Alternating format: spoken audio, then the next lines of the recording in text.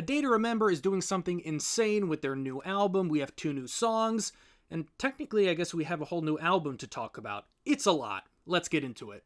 So like I said, it's kind of confusing, so let's get into it. A Day to Remember did surprise release their new album. The new album is Big Ole Album Volume 1, and just to be clear, there is going to be a part 2. This is an entire double album. No news on when the second volume is going to drop. So we do have 2 new songs, Make It Make Sense and Lebron. I'm going to play those songs. I'm going to react to those songs just in a minute.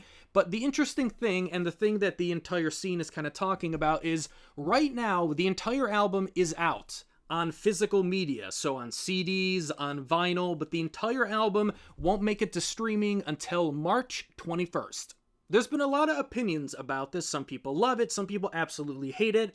I love it. I talked about how much music has been devalued in my Did TikTok Kill music video, which was, I don't know, came out like a month ago or something like that at this point. And I like this because it's getting people back into physical media. If you're a diehard A Day to Remember fan, you obviously don't have to wait till March 21st. You probably already pre-ordered the CD and vinyl anyway. This helps out record stores. This helps out the band A Day to Remember themselves because they're getting that, influx of money before the album even, comes to streaming. And then again, March 21st isn't that far away anyway.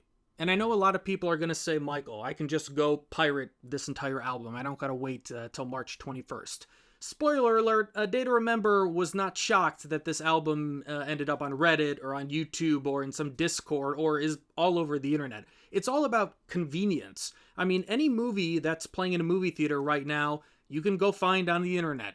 Piracy is a lot easier than it was when LimeWire and a MediaFire or MediaFile, whatever it was, or RAR files. It's way more easier to pirate stuff if you want to. I'm not saying, I'm not advocating for that, but there's no way that A Day to Remember is shocked that people are listening to this album in full before March 21st.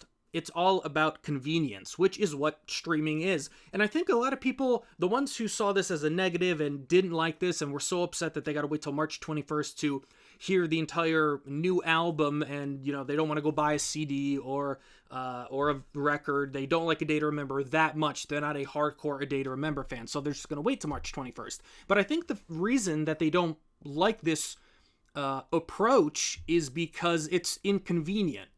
But that's the entire point. Like, it's inconvenient to go to some shady website and maybe get a virus and listen to the album or pirate that movie. That's inconvenient. It's super convenient to go on Netflix or go on Spotify or go on Apple Music and get the album or movie or whatever.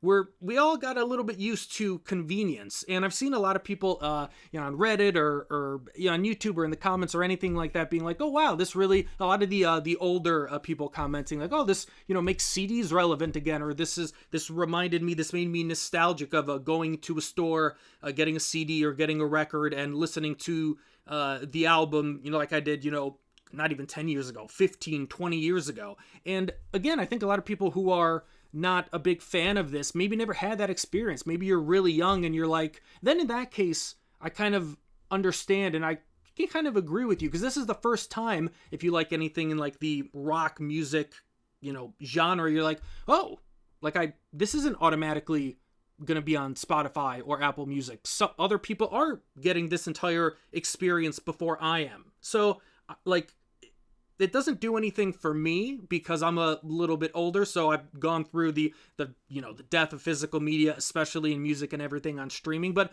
I never thought of it that way. I guess if you are younger, I guess I can kind of sympathize with you a little bit, because this is an entire new thing that you're experiencing, even though it's an old thing that you're experiencing for the first time. All right, let's listen to the first song. This is Make It Make Sense.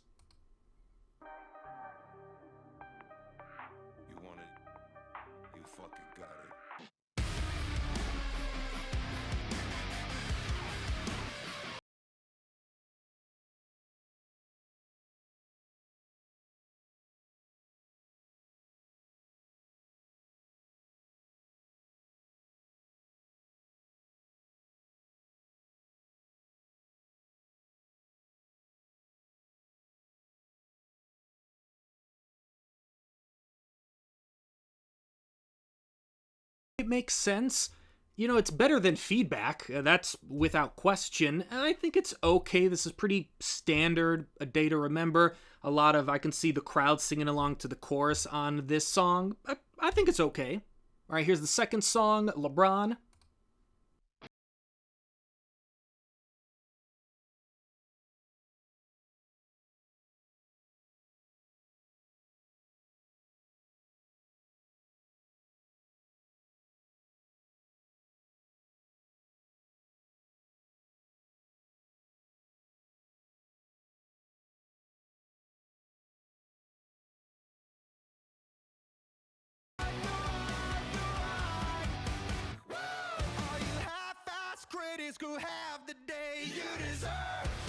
I really like Lebron, a little bit more than Make It Make Sense, but both songs are a big, big improvement over Feedback, and it looks like at least Lebron is definitely, you know, where's that, the line about, was it, you half-ass critics?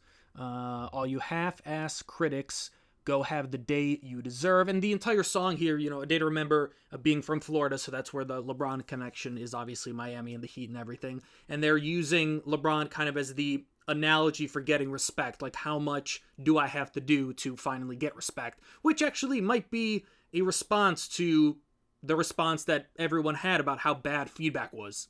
I don't know if anybody else thought this, but LeBron kind of sounds, I can't even believe I'm saying this, I think it kind of sounds a little bit Easycore, right? It's not just me, but it kind of sounds like a song that you would have heard in like 2010, 2011. Like, it's a fun Easycore. It doesn't have that like bright kind of summer pop punk party kind of feel, but I mean, from the title of LeBron, using that as the analogy, it's a song that is, you know, kind of serious in what the topic is, but it has that fun of, you know, hey, here's a funny song title. Maybe not like a long funny song title like we usually get as far as like Easycore, even some emo stuff, but it's LeBron, it's something you wouldn't expect, and it's like a fun, you can sing along to it, it's catchy, there's a little bit of pop punk in there, it's a little bit heavier. I mean, that's Easycore.